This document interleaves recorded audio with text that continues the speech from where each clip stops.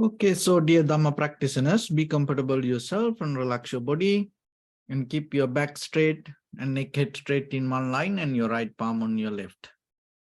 So gently close your eyes and bring attention to this bell sound. And while you're focusing to the sound, mentally relax your body, relax your mind, and relax your breathing with your thoughts. So do nothing extra. Just follow the sound, please.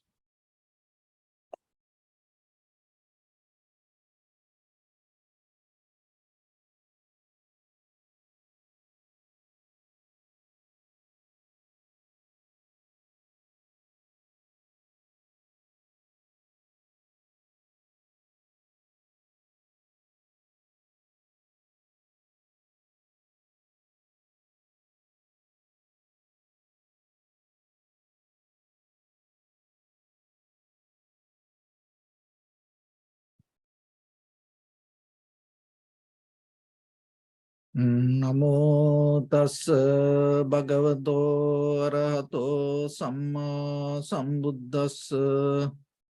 Namo tassa bhagavato arahato samma sambuddhassa. Namo tassa bhagavato arahato samma sambuddhassa.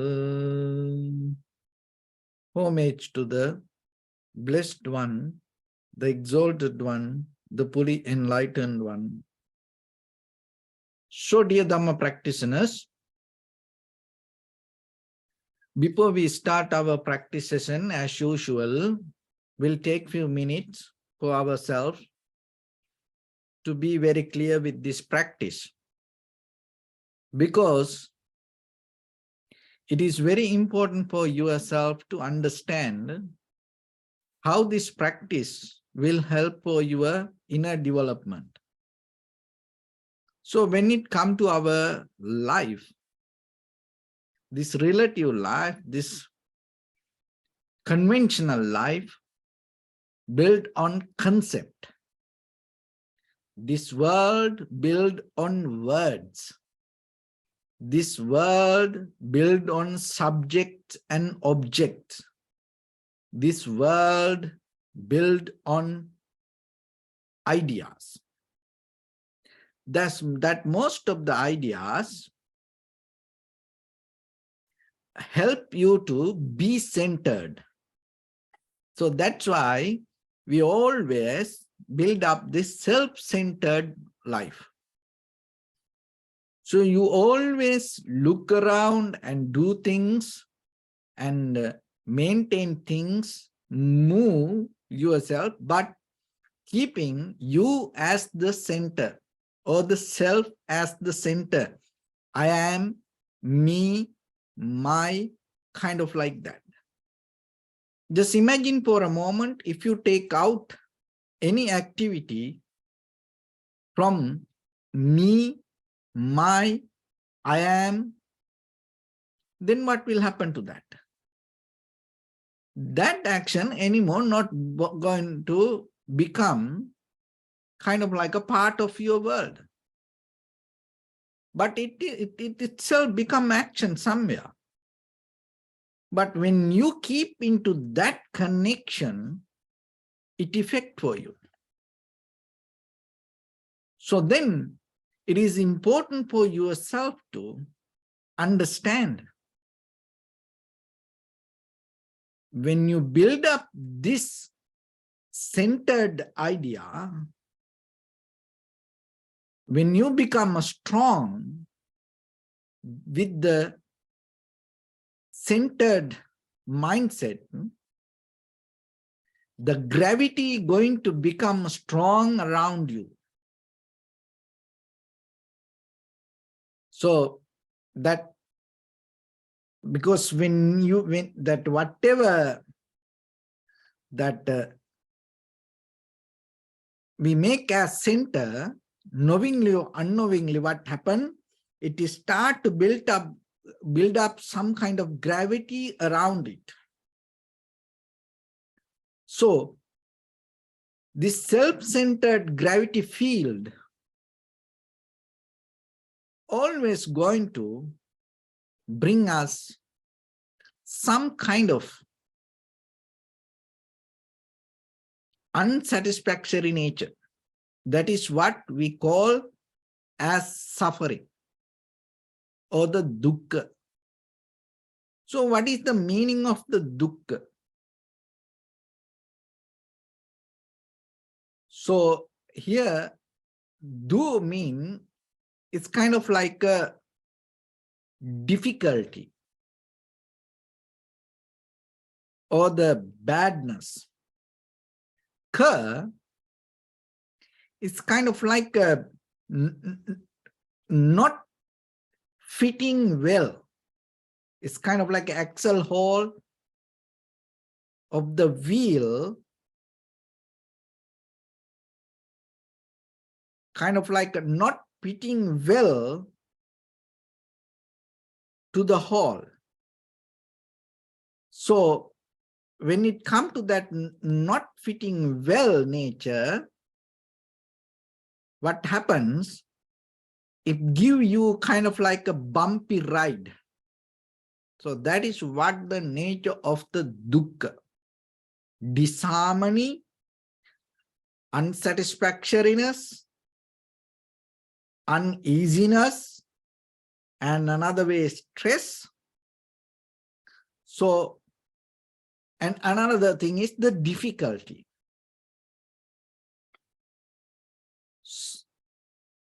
When the self-centered mind start to work, it will start to kind of like a disconnect you from something. And the very example that giving here in the Dharma, the axle of the wheel not fitting well into the hole. The axle of the wheel not fitting well into its hole. So it's kind of like you start to grind. This is the very nature of the self-centered idea of the I am or the self. So we always hold it to that, and as a result of that, what happens? Ourselves, we create very difficulties around us. So the practicing meditation slowly release you from this bumpy ride or the grinding nature and start to take you to kind of like a different gravitational field. That is what called the Dharma.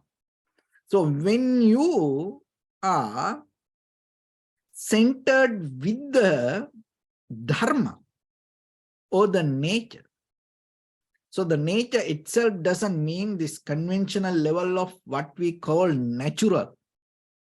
This is nature, it's a little bit more deeper. So somehow, when you come to the center of the Dharma, you release the gravitation of the I am. So then itself, you allow that things to flow itself. So when things flow itself, it doesn't create a kind of like a unsatisfactory nature. So, but to understand this, you have to have some kind of wisdom in you. So through practicing meditation, you develop that. And that's why every day we bring different teachings or the ideas or the concept or the methods, and opening different windows to see about this practice. Because how much you understand, that much you are capable to get into practice.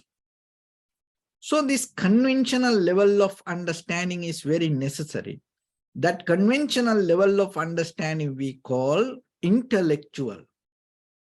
So what is the very meaning of intellectual when it comes to this kind of spiritual practice? So we are living in two different worlds. So one is conventional and other one is eternal. Material world and the spiritual world. Physical world and the spiritual world. So intellectual means in between this, build up the bridge. That bridge one call in a certain way, the intellectual. So if anybody, that the life start with the material or the physical, to transform that level to spiritual level, that person need to be intellectual. So intellectual understand, so that's why we have to read, that we have to learn, we have to listen. So in the Dharma, another way called the Shrutamaya Jnana. So that is the beginning step of the path of the wisdom. So this bridge, this intellectual path, in this intellectual interference, sometimes some people misunderstand, and it's kind of like the bridge. So rather than crossing the bridge, some people stay on the top of the bridge. So then enjoy the scene, but they forget to cross the bridge. So whatever you have the knowledge or the wisdom, take it. But don't stuck with it. Use it and transform yourself. But most of people, what happened? When they go through this intellectual path, they get attached to that and they become very limited to certificates, awards, names, titles, and they hold it to that. And they forget the very meaning of the intellectual knowledge. So, Dharma the same. Dharma is kind of like a bridge. So you have to be smart to use the Dharma and cross the bridge. So Dharma giving you kind of like an intellectual wisdom to release from the material world to transform to the spiritual world. So once you have that, you are itself anymore not hold it to this self-centered material or the physical world. And when it comes to that, the vipassana or the satipatthana is one of the important practice. And one time that the Buddha mentioned, when it comes to the satipatthana, this is the direct path to the realization. So what realization? So realization of the form, feeling, perception, volition, or the recognition, or I am, or the self, or me, or the very depth of your own experience. So when it comes to satipatthana, understanding this very meaning is very important for your deeper practice. Another way it called when it comes to English, it called the foundation of mindfulness. And another thing is that as example, when it comes to foundation, it's kind of you can build up that or you can get into that. So another one is called attending with mindfulness. So another way to understand what is satipatthana means attending. So you always interfere with mindfulness. So the mindfulness is not there when you are not mindful. If you attend to that, it is not there. So you have to attend with mindfulness. So there are sometimes events, and sometimes they provide the food or the water or the shelter or the necessary accommodation. But there are sometimes they mention, bring your own food, water. So then you go to the event with that whatever the necessary item you want, then you already have it with you. So attending with mindfulness is kind of like you into practice with the awareness. But here the one of the mistake most of the beginners does, they sit for meditation, they come to practice, and they start meditation thinking once they sit, once they start to practice, the mindfulness will come to them. So that's very wrong. That's why we have to come in from different. So you have to attend with the mindfulness, and then little by little, you have to cultivate that. And another thing is abiding in mindfulness. So abiding in mindfulness here is kind of like the very meaning of abiding is continuing without changing. So you have the awareness and you continue that awareness, your attention without changing. So there are 4 foundations: contemplating the body, kayanupassana; contemplating the feelings, vedananupassana; contemplating the mind, chittanupassana; contemplating the phenomena, dhammanupassana. So somehow out of this 4, if you find one thing, if you start to practice, as example, you observe the inhalation, exhalation. So now remember, it is you not just sit and wait, oh, the mindfulness going to come to you. Forget about mindfulness, nothing going to come to you like that, whatever. Then even you in your real life, so whatever you think, just imagine without interference, without attention, what you can get in your life. You can get even junk you can't get. Nothing going to happen. So that's why don't sit and wait for mindfulness. It's not going to come to you. So you have to see, that's why recognizing and going to deeper word by word and developing, expanding your intellectual understanding will help you to transform this conventional life to spiritual life. You build up the bridge, more stronger bridge. So it is very easy for you to cross. So then remember, abiding in mindfulness. So that is another meaning of satipatthana. So that's mean what? Continuing without change. So whatever the attention you put, maybe for your inhalation, exhalation. So you put the attention and continue without changing, enduring. And another thing is, it's kind of like you have to do it with the kind of like a comfort, enthusiastic devotion, not the kind of like dull, lazy, lethargic, sleepy, grumpy mind. No, you have to do it with the happy, comfortable, joyful mind.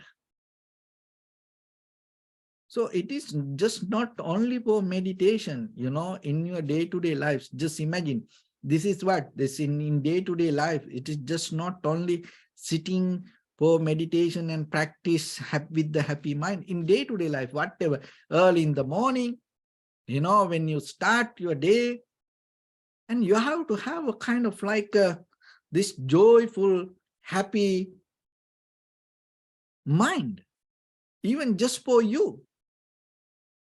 If you start your day with a very lethargic, lazy mind, just imagine what will happen.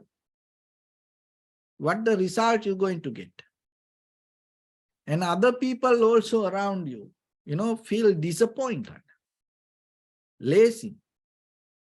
And other people also feel kind of like more miserable in front of you.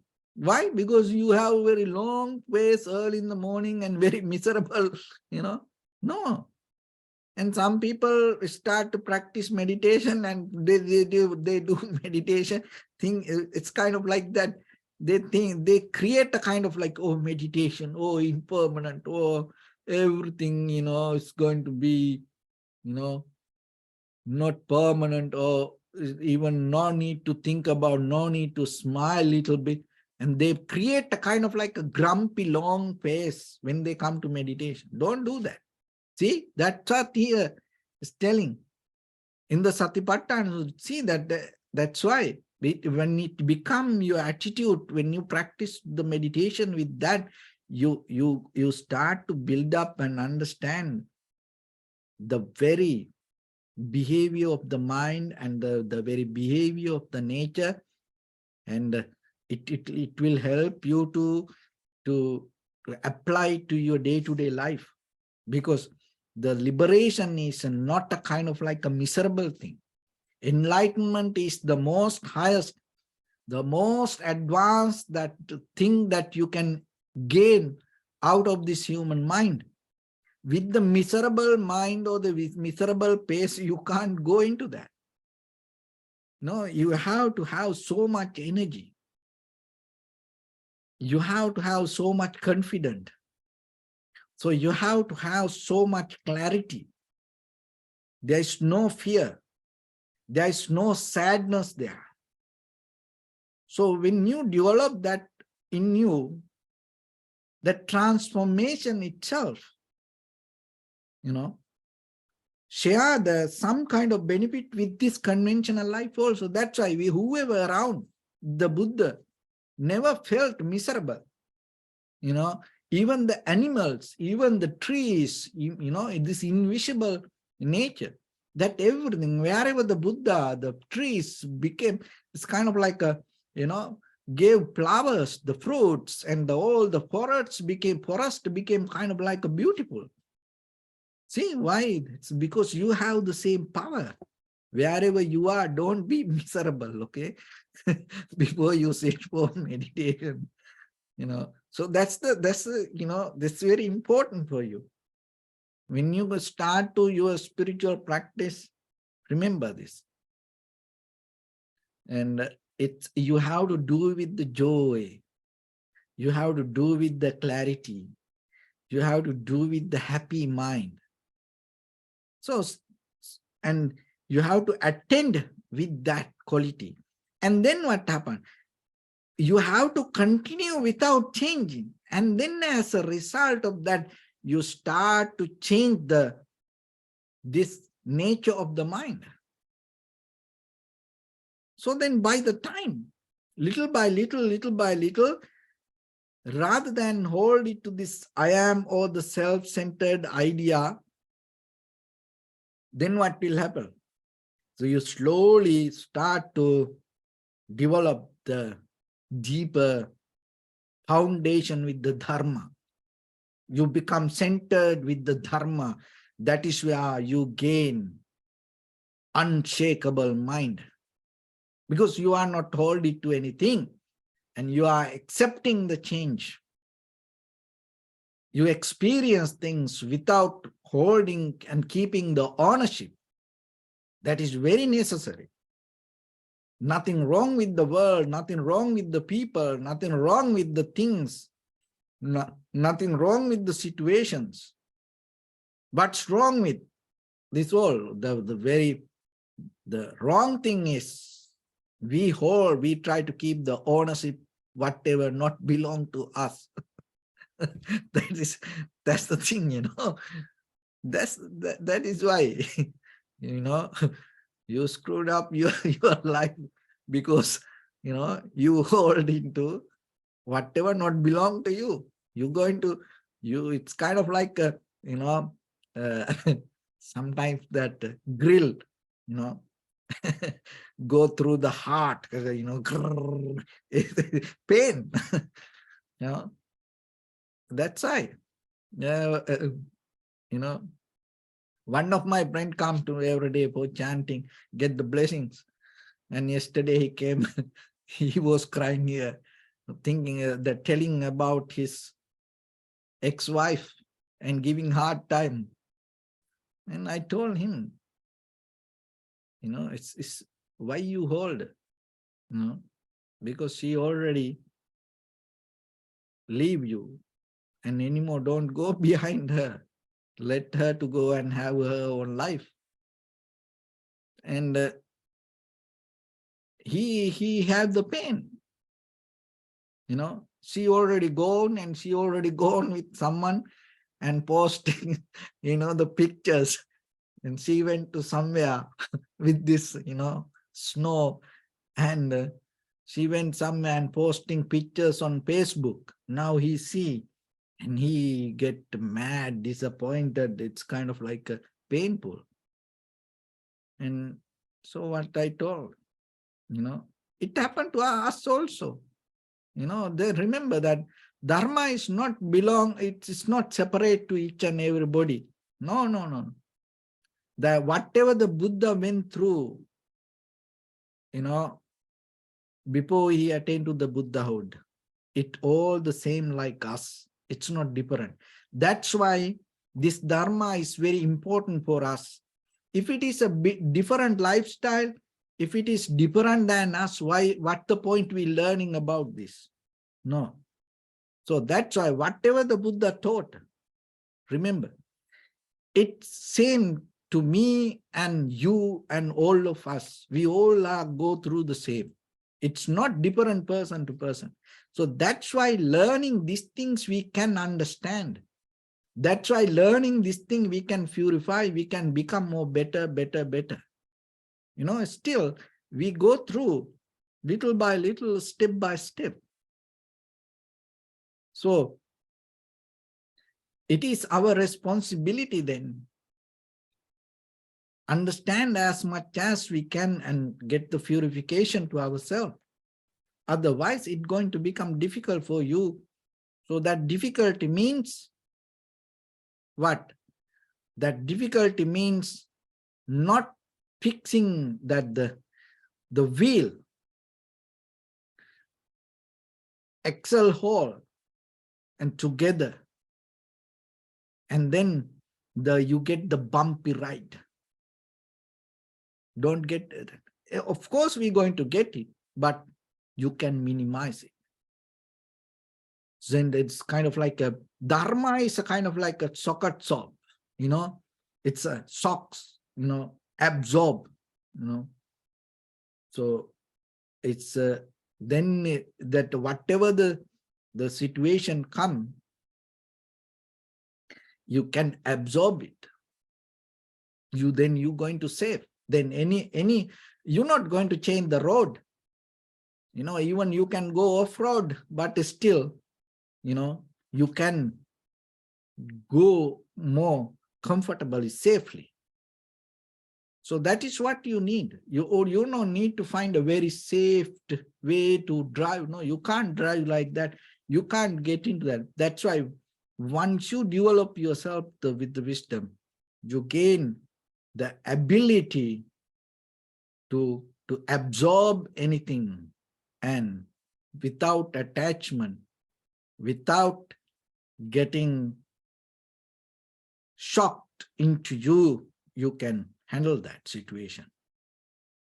So the meditation also, little by little, giving you that ability. So then remember,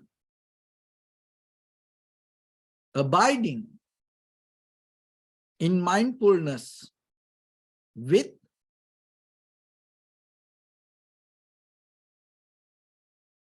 happy, comfortable,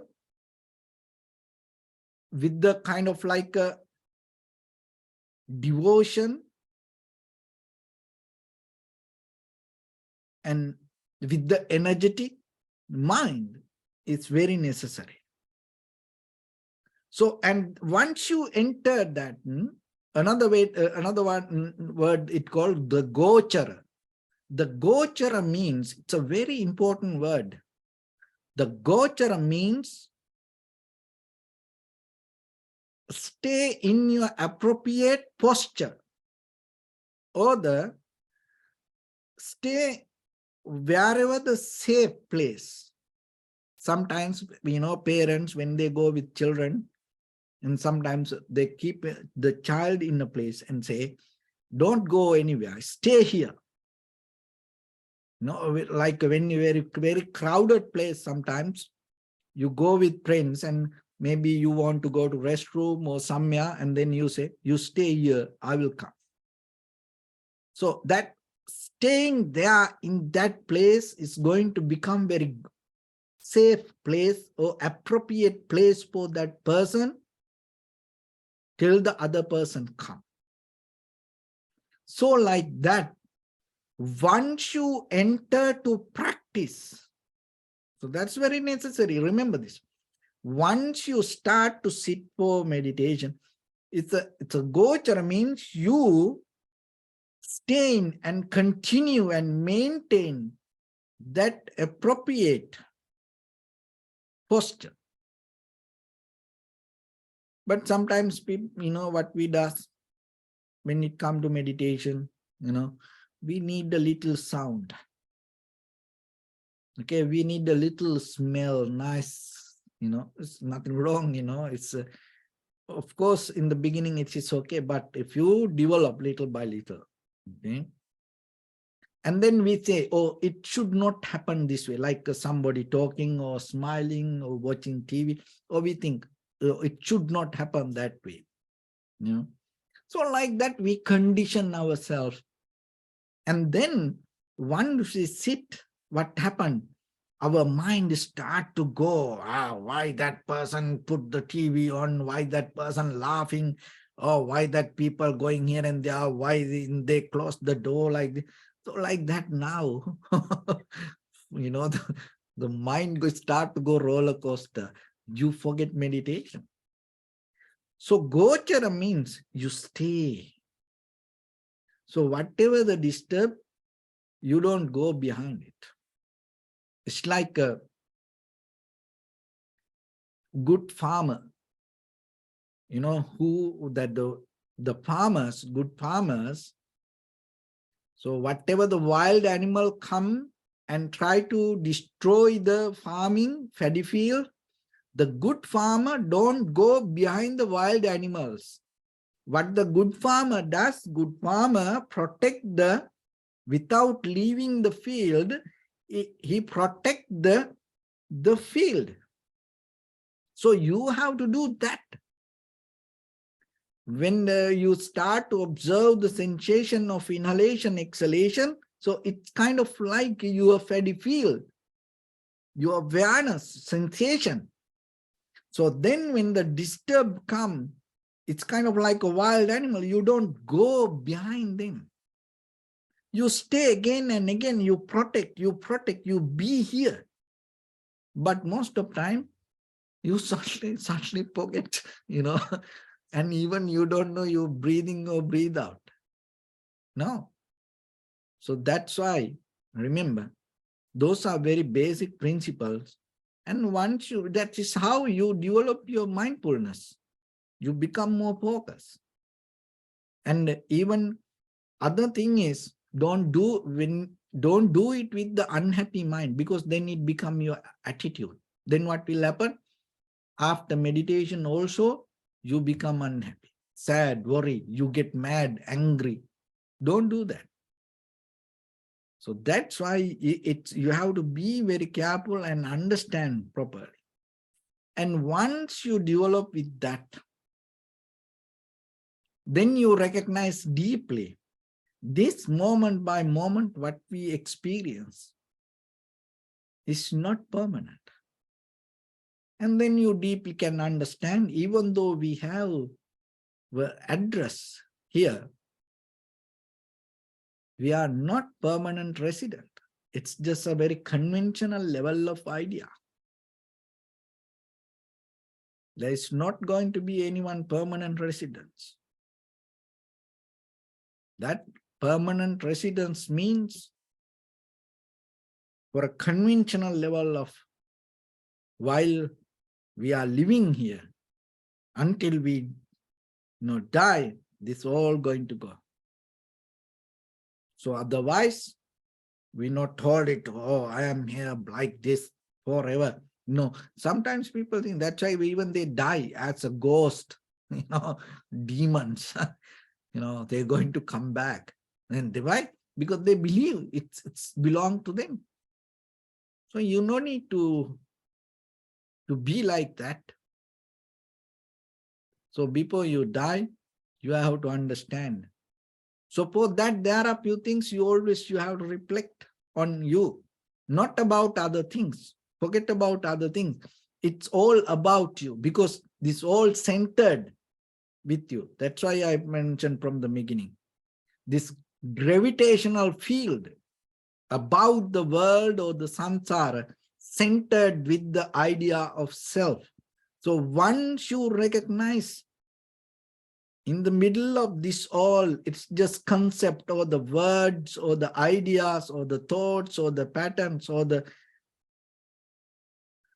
believing system. Comparison, there is nothing else. Once you recognize that, you release that. For that, what you need to do, the one thing is you always have to reflect on, I am nature to get old, decay. I am nature to get sick. I am nature to die.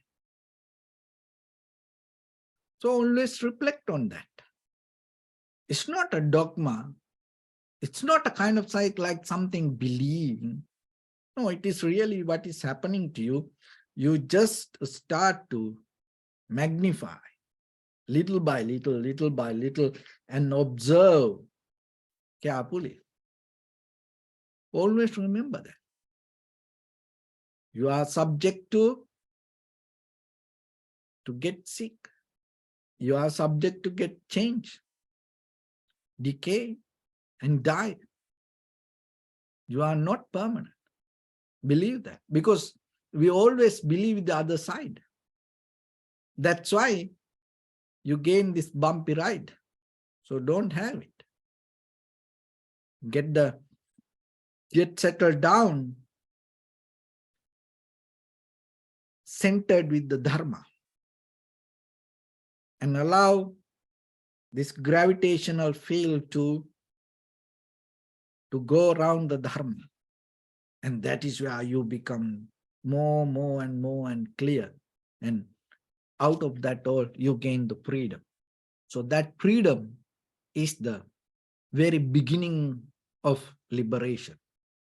Remember, if anything is not free, can't get free, there's no liberation. So it is your freedom you gain out of your understanding. So in the very first level, you have to get the freedom from this material physical world. That's why you have to develop your intellectual understanding. So once you develop it, and that will build up a bridge to cross the line to other side of the river and gain the realization or the liberation or the Nibbana.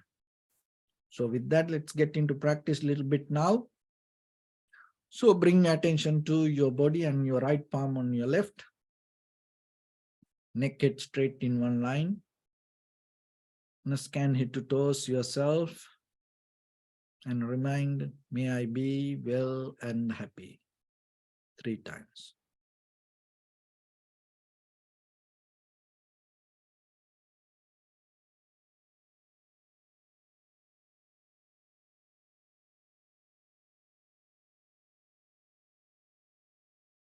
Take a moment and think. We gathered here in this moment to practice this ancient meditation technique.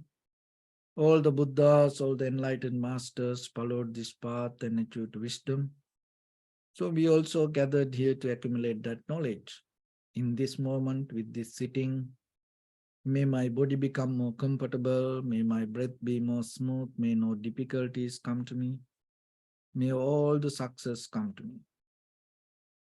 Also think for a moment, this is the last moment we are spending in this very lifetime, and detach your mind from all your past memories and as well as any kind of future thoughts. Just try to remain in the present moment, observing the sensation of your inhalations and exhalations. So in the beginning, deeply and gently, breathe in, breathe out 3 times and find the sensation, please.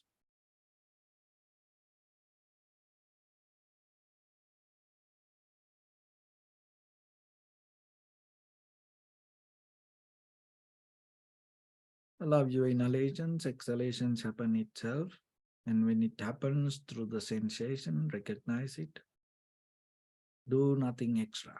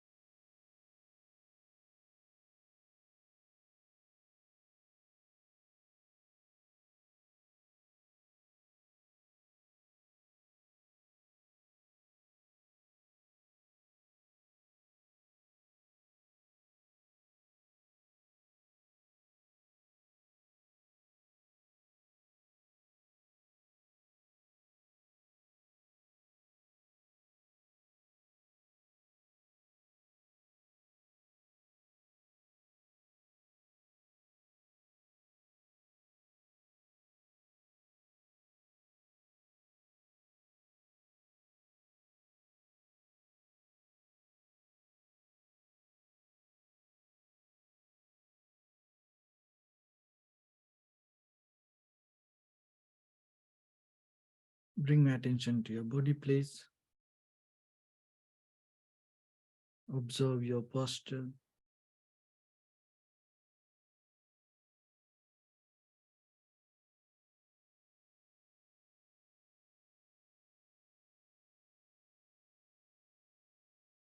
We cultivate loving kindness and compassion in our heart and radiate it as a light through entire your compound, village, city, state, country, world,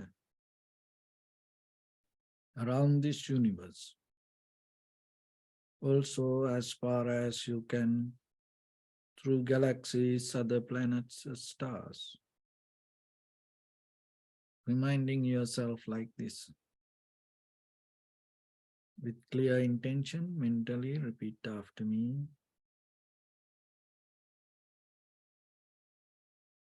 May all living beings in this universe be well and happy.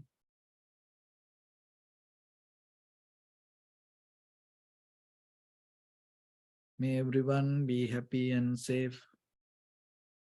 And may their hearts be filled with joy.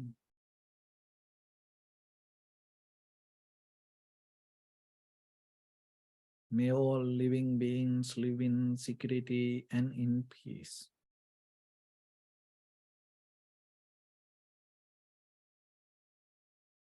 Beings who are frail or strong, tall or short, big or small, visible or not visible, near or far away. Already born or yet to be born. May all of them dwell in perfect tranquility.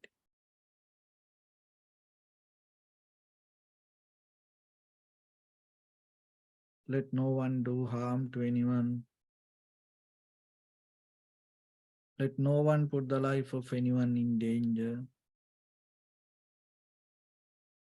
Let no one out of anger or ill will wish anyone any harm.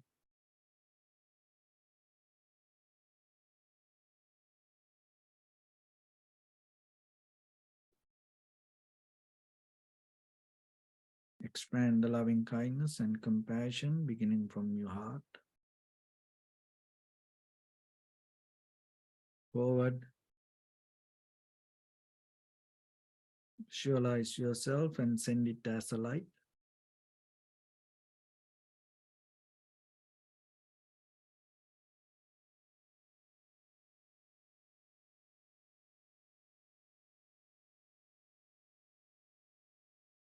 To your backside.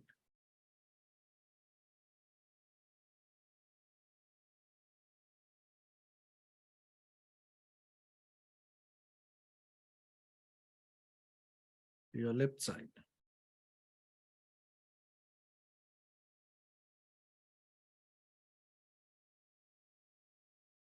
And to your right side.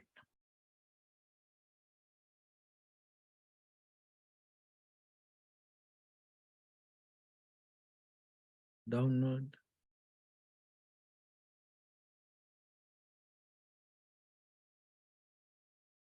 And upward.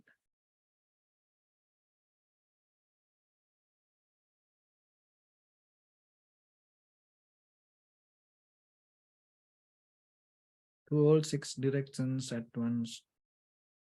Like the moon, the sun, spread the light, spread the energy, without any condition, without any limitation, without any resistance or without any judgment. Let your heart to shine with the loving kindness and compassion from the bottom of it, with the maximum effort to the highest. Wishing yourself, may all living beings in this universe be well and happy.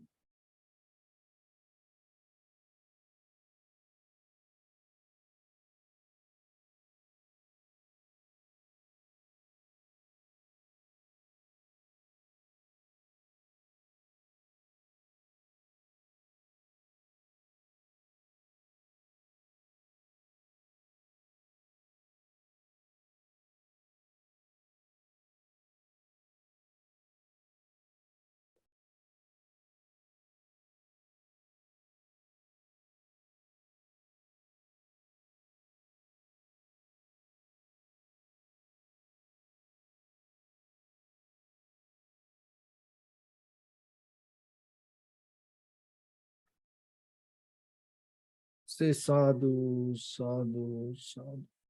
So first of all, we offer this practice to the great qualities of the Buddha, Dhamma, and the Sangha. And also by the power of this meritorious deed, may all of us attain to the supreme bliss of Nibbana. May all your guardian angels and deities will receive these merits and increase their longevity and protect all of you from any kind of planetary influences or any ill effects. Ittavata chammi sampadam punya sampadam sabbe deva anumodantu sabba sampatti siddhya. Sabbe bhuta anumodantu sabba sampatti siddhya. Sabbe satta anumodantu sabba sampatti siddhya. Imaya dhamma nudhamma patipattiya buddham pujemi dhammam pujemi sangham pujemi. Attaya imaya patipattiya jati jara vyadi maranam ha paribunjissami. Idamme punya kammang asavakkaya vahang hotu sabba dukkha pamuncatu. Bless you.